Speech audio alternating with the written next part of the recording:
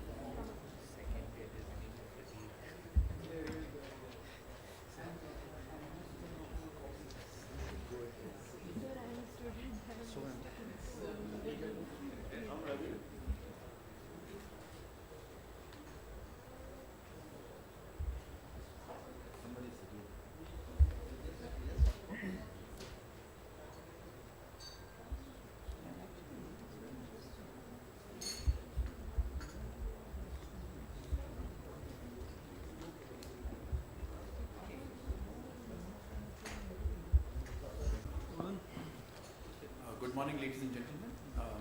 We're ready to start this session, and it's a very interesting session which actually talks about connectivity, and it's ultimately all going to be about connectivity. We have a very distinguished panel of experts in this session who've been working on the issues of connectivity for quite some time, and on this issue, we've also had many other sessions, and I hope that they're able to pool their experience of the previous sessions into this session also, in terms of the regular connectivities that are required, because ultimately the proximate advantage that India and Pakistan enjoy, not just in their own interactions, but in their opening gateways to the rest of the subcontinental region and even beyond, rests on what are the kind of connectivity architecture that is eventually established between these two countries. So I don't want, as the chair, to take too much time at this point of time. I think all of you are waiting to hear the panelists as eagerly as I am, because I always believe that when we come together and we put our minds together, we go back with a much more enriched perspective based upon the outcomes that we hear from the speakers, as well as the question and answer session. We'll try and give each panelist the time that he requires to introduce and to build on his observations on this important issue of transport connectivity. And then we will also try and build some interaction with the distinguished participants and audience here who have their own perspectives. And then, of course, I hope ICRIER is able to put it all together as a kind of vision and a benchmark for the future. So without wasting too much time, may I introduce Mr. Manzoor Ahmed, who is the Managing Director of the World Trade Advisors and a Senior Fellow at the International Center for Trade and Sustainable Development in Geneva. He's also a panelist on trade disputes at the WTO, and he has 3 decades of experience at the national and international level in trade policy, negotiations and management, and he has also served as the Regional Trade Advisor for the USAID Trade Project in Pakistan from May 2013 to August 2014. He's the author of several papers on international trade, food, security, and customs reform. May I invite Mr. Manzoor Ahmed. Thank you. Thank you, Mr. Mehta, and thank you to ICRIER for inviting me, for organizing this forum here. Well, as just Mr. Mehta just in his opening remarks, he said about the importance of connectivity. And yesterday we had many speakers speak about this. And there was another point there that they said, well, we know what are the problems, what are the solutions.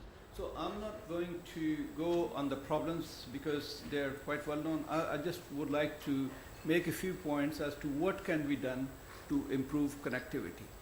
You see, on the goods side, we have several studies and a lot of work has been done. But on these connectivity issues, etc., work has been done, but it's not quite to the same extent as has been done on the good side. I think good side we have at least 24 studies. So while some of these issues that I'll be mentioning are not easy, and there are a lot of political issues and things like that, but there is a need to do the technical work so that whenever the circumstances are okay, I mean, it should not be held up because of technical issues. So let me just, maybe I go there.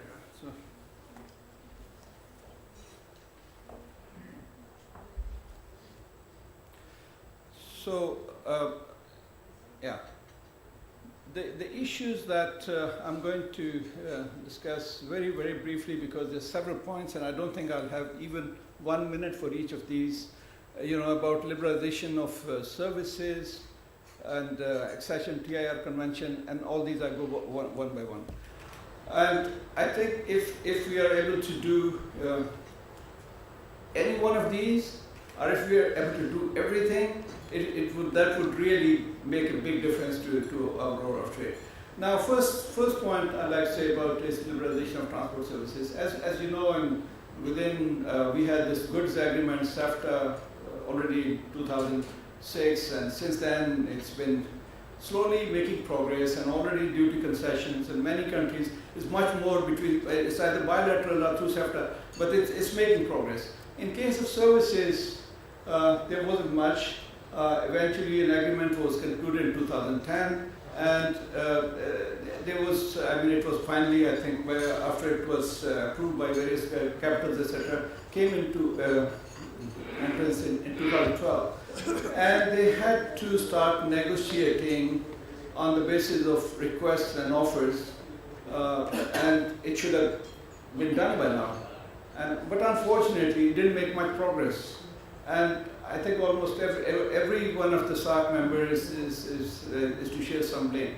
I know India made both its offer as well as requests, but it was a very low-key offer, I must say. They had not agreed in the agreement that whatever offer we have made multilaterally at Geneva, here it will be more. So it will be GATS plus. And you see, so it was simple, you build on that. But, and also many of, for example, India, Pakistan, they have already the services liberalization agreement with other FTA partners. So it shouldn't be too much of a problem. For example, what India has already kind of offered to, a few of its Korea and some other countries. I think it's that negotiating Singapore, Malaysia, etc. It could have, kind of kept it, benchmarked it. Pakistan has with China and Malaysia could have benchmarked it. But that was not to be, so some offer came from India, and on the other hand, Pakistan, when they were preparing their offer, so they kind of consulted me, and I said, go ahead, make twice this offer, what India has done, and since it's conditional offer, so whatever, unless they give you back even more than that, you don't have to agree. But anyway, it's very difficult to convince people of doing these, unilateral concessions. In fact, somebody was saying yesterday about goods. Whichever country, or for example, India decided to give unilateral concession on goods to LDCs, all duty-free, quota-free access, and it benefited both sides because those countries' trade went up, and in return, India's trade went up. So it's the same thing in case of services. If any country was to unilaterally, for example, if they were to allow, transport services, Pakistani trucks to come up to Amritsar, or any of these, or maritime transport, or any of these services, it would bring down the costs of their import and their imports. But anyway, it's stuck. These transport service, these services negotiations are stuck, and there's a need to push them. This is my first point. My second point is that there's an international instrument called TIR, Transport International Routier. It's the French word, which is used very successfully used by countries for connecting transport. This is maybe I can go down and okay. And this has been one of the key things in European integration, they use it. Many other countries are using it. In case of, say, I looked at our own Pakistan, this ECO, and with Central Asia, etc. In 2002, they agreed to accede, the cabinet approved, accession to TIR convention. And this is now 2015. And after the cabinet had approved, somebody was saying somewhere, some joint secretary says, oh, but we were not consulted, let's have a study. So that means 3 years gone. So they had a study, and the study came out, they paid some consultants, I don't know, huge amounts because a foreigner. And they said, yes, it's in interest of Pakistan. No, but this, some section officer said, no, but this thing has not been answered. So they conducted another study. So that took another 3-4 years. And now finally they kind of are there that, okay, it's good for us, we should, because these were 10 countries in that region, and all of them have acceded to the convention. They're all operating it. Turkey has already become the trucking capital of the world, and Iran, although despite sanctions, is using it. And even Afghanistan, which was undergoing war and for the time being had to discontinue, but has restarted. But Pakistan is left there. Similarly, on this side, India is not yet a member of this convention. This ensures an international system, international guarantee. So the trucks don't have to be reopened. There's no system of individual. For example, now, if a truck goes from Karachi to Kabul, on Afghan transit, there is a guarantee for the truck, guarantee for the goods, guarantee for this. There's so many guarantees that it makes it, there's so many hassles. But if they were going under this TIR convention, then there's an international Geneva-based organization which guarantees whatever your losses is. So, and it's much easier. It works very smoothly. So this would be another thing that, although I mean it's not automatic that if Pakistan and India both exceed, they might agree to each other. But eventually, maybe they do that. Some 3 million TIR carnets are used, and it's 1 billion per day because there's so much transport connectivity through TIR carnet. Now, the third most important thing is that we have our trade facilitation is in a terrible mess, and if we were to adopt these 4 or 5 things. For example, risk management. Instead of holding up each and every truck and scanning it and looking at it, if it was risk management, maybe just 10%, 5% or something, that would really facilitate the connectivity. And then border procedures. In the new agreement on trade facilitation, there's a lot of emphasis on streamlining and having similar procedures on both sides. There was some study by OECD done that if these 4 or 5 things are done, for example, a country like Pakistan and India can bring down their costs by about 15%. It costs 15% extra. So if these 5 steps were taken, and they had analyzed each and everything, that if for example, more information is available, that will bring down the cost by 2%, by this, so automated process, 1.5%, things like that. And this is a good opportunity now because the new trade facilitation agreement has just been signed, it's in the process of getting implemented. This is a very good opportunity for both countries to really implement it. And this agreement is unlike other agreements because it gives a choice to developing countries that you have list A, B, C. So first you say, okay, I can do this, and the next list B, I can do this in 5 years or 3 years, whatever, and list C is, unless we get some technical assistance, we can only do then. So, and unfortunately, I looked at our own case, Pakistan list, and they made an offer to WTO, very, very low key, that as if they are not going to do anything over the next 10 years. So this is not the right approach. I would rather that both countries are SAFTA countries, they implement this agreement in its real spirit. The third thing I think which will immediately push, and this has been mentioned many times yesterday, that we used to have these operational routes almost 50 years ago. I mean, till 65, they were all operational. And the kind of infrastructure, it needs updating, but exists. The roads and in some cases, rail connections exist. And if they were just to decide, to open up, 1, 2, 3, and there was a lot of talk about something connecting Singh with Gujarat and things like that. So if they were to open up 1 or 2 more, that would make even this Wagah route, there'd be more competition. Because if there's problems here, the trucks will move from the other direction. So this is an important thing, that they open a few more routes, land routes. You see, the trade used to be in the past, you produce a whole computer, or you produce a whole suit or something. Now it's in supply chains, in components. Most of these, yesterday there was several reference to East Asian trade, and it's 80 to 90% is in these components and supply chains. So it's not the old system. So things have to come across, they have to go and like this. So, I just give a couple of examples. It's already, say plastics.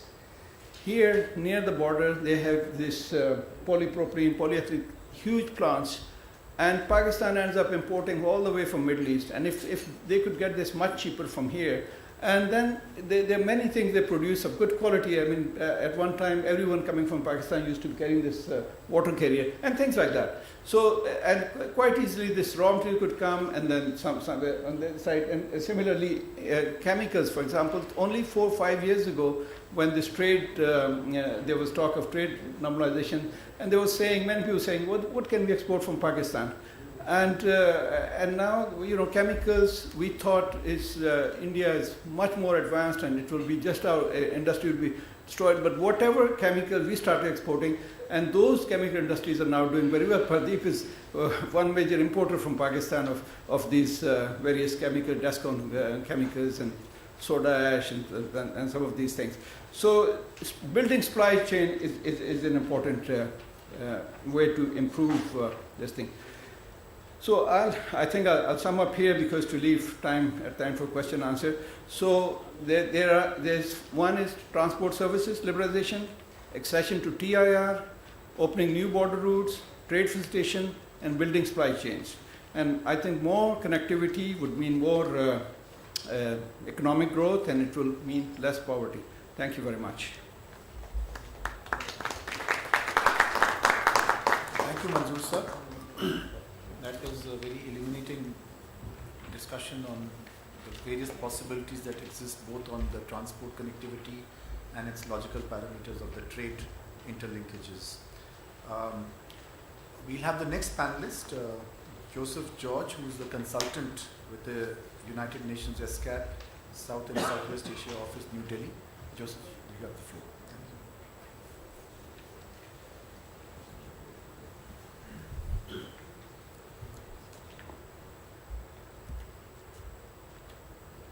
Thank you, Honorable Joint Secretary, Chairman of the session.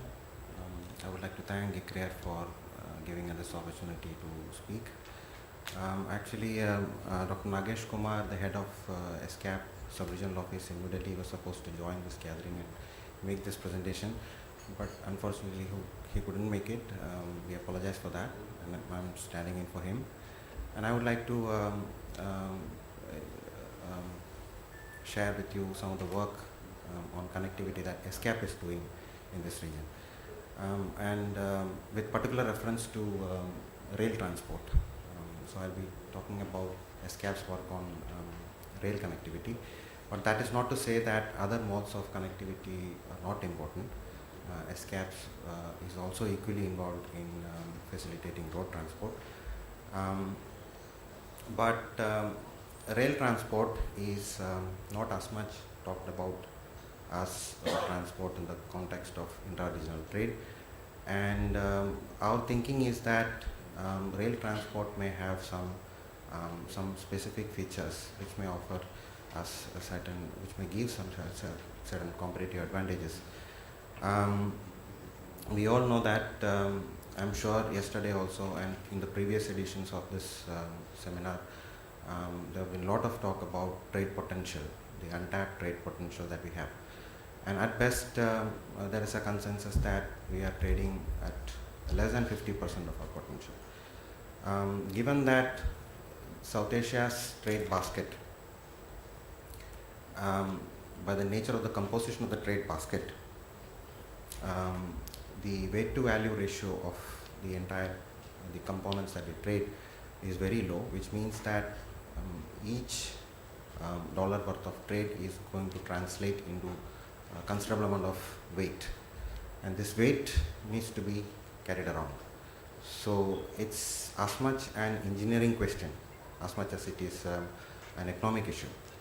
So we are going to need all the help that we can get, and each mode is important in its own respect. And rail transport may offer us advantages such as containerization of trade, which will help us to standardize some of the procedures, and of course bulking. You can see that photograph right next to the text. Recent advantages, the advancements in rail technology has enabled us to reduce cost substantially. This is an example of double stacking of container, which is going to be a reality in India quite soon, along the dedicated corridor, rail transport corridor that we are developing. Along with this, several technological advancements have made it possible to reduce rail transport costs substantially, and bulking, of course, which gives us the scale economies, and of course we can circumvent some of the transshipment issues that we face at the border right now with road transport. So these are the kind of advantages that rail may give us. And along with that, ESCAP's view is that rail also would help us in facilitating multimodal and intermodal kind of transport arrangements that will really link up through main trunk corridor, feeder network kind of a model. Through that model, link up internal inland destinations which are right now remote and not connected to the main trade corridors. And ESCAP's vision is for a broader Asia-Pacific kind of connectivity network, and that means that it's not just a southern corridor that we are talking about, but an extended corridor that will give us inter-regional reach. This is the very familiar Trans-Asian Railway Framework, the model that ESCAP has devised. India is, along with other South Asian countries, are members of the Intergovernmental Agreement. You can see that there are 4 main subcomponents to the broader Asia-Pacific rail network. Out of these, the other 3 are right now up and running. They are functioning quite well. In fact, quite recently, they restarted flying of containers from the eastern seaboard of China through the northern corridor, the red lines that you see, and traders from China are accessing European markets through the corridor, and it's quite cost effective as well from the experience that we have so far. The ASEAN corridor, the Southeast Asian corridor, is also functioning and facilitated by the ASEAN trade framework, rail transport protocols that they have under the ASEAN framework. And the North-South corridor is also now functioning. What is not functioning, unfortunately, is the Southern corridor. So that is why a lot of focus, there is a lot of refocus within ESCAP's work programs to the Southern corridor. The ESCAP's Southern constituency includes not only SAARC but also Republic of Iran, Islamic Republic of Iran, and Turkey. So the corridor that we are talking about, the Southern corridor, extends all the way from Istanbul to Dhaka. So this gives a clearer picture of the corridor that we are talking about. You can see that the trunk corridor are depicted in 2 colors. The first one, Istanbul to Islamabad, is already functioning, which is facilitated by the CO Trade and Transport Facilitation Agreements Framework. The pink color, Istanbul onwards, from Istanbul to Dhaka, The infrastructure is there. We know that the national rail networks of India, Pakistan and Bangladesh are quite well formed, and the infrastructure linkage from Islamabad up till Dhaka is there. So in order to facilitate smooth movement of cargo from all the way from Istanbul to the eastern side of it, is in fact physically possible but not procedurally possible. Now we were like while talking about this corridor, tried to do some simulations. So we used Container Corporation of India data provided by Concord, and tried to extrapolate it and see under a hypothetical scenario what would be the kind of gains that if this corridor is up and running, that would give us. So we could see a huge difference in cost. You can see that the blue line is the current accessible route. The red line would be the one we are talking about. The difference is that for some time there have been many studies which have referred to the trade cost database jointly developed by SCAP and World Bank. From that database, which gives a macro idea about the trade cost that is involved, but it wouldn't give us some insights about the components of trade costs. But there was a hunch, and it has been repeatedly, from the literature you can find a lot of reference to the cost of transshipment and the time that it takes. So the cost of transshipment at our borders has been very costly, and how much costly it is can be guessed. This figure is revealing. Basically the difference between both routes is the number of transshipment that is required is less, and the number of time that is required also would be less with the. So for this kind of transport, basically it's from like passenger stations we would have container stations. So they are called inland container depots. So the trains will be plying from one container depot to another. So the smart way of enabling this transport is to have well established container depots. In SCAP language, they are called dry ports. You can see that the smart container depots work in two ways. One is transshipment at the border, inspection at the border can be done away with. Second is they can integrate a lot of procedures that are required on either side of the trade destinations, integrate them and have them done very smartly. So the modern container depots that are being proposed and developed in all our countries are taking into account the advantage of digitizing and reducing the number of transactions. And the ICDs, which once they are developed, will be linked electronically with each other, so that the submissions at one end will be immediately be transferred to the destinations. So we can reduce the number of inspections and clearances that are required along the process. So SCAP, realizing the importance of having dry ports facilitating surface transport, supplemented the intergovernmental agreements which were already there on Asian highways and Trans-Asian railways, supplemented them with another intergovernmental agreement on dry ports. In 2013, the agreement was open for signature. This is the kind of the dry ports that are assigned to each member state and annexed to the agreement. Right now there are 17 members who have acceded the agreement. From South and Southwest Asian member states, Iran, Turkey, Nepal and Bangladesh have already acceded. India is yet to accede. As per the annex of the agreement, there are 17 dry ports that we are looking forward to develop in India. There will be 9 in Bangladesh, 6 in Pakistan. Now the idea of having a broader vision of transport corridor through rail. Of course, rail will have an advantage among surface transport modes in terms of when it comes to long distance flying of cargo.